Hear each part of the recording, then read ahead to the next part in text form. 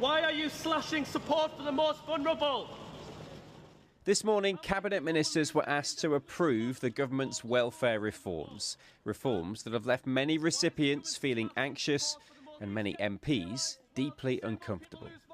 But the government says the soaring cost of welfare must be addressed. Millions of people who could work, trapped on benefits, denied the income, hope, dignity and self-respect that we know good work brings. And taxpayers paying millions more on the costs of failure.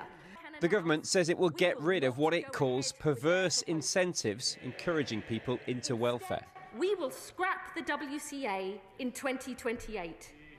In future, extra financial support for health conditions in universal credit will be available solely through the PIP assessment.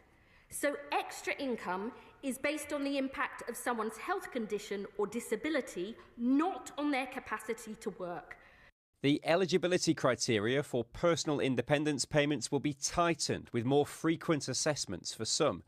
The government says it will rebalance universal credit, reducing premiums for new claimants and increasing them for those with severe conditions. More than £1 billion of savings will be spent on helping people get back to work. The Conservatives say these savings don't go far enough. The fact is, £5 billion just doesn't cut it with a bill so big going up so fast. She needed to be tougher. She should be saying, no more hard-working taxpayers funding the family next door not to work. That view shared by others, but many Labour MPs were unhappy. Did they understand the pain and difficulty that this will cause millions of people, millions of our constituents, who are using food banks, who are using social supermarkets, people who are on the brink?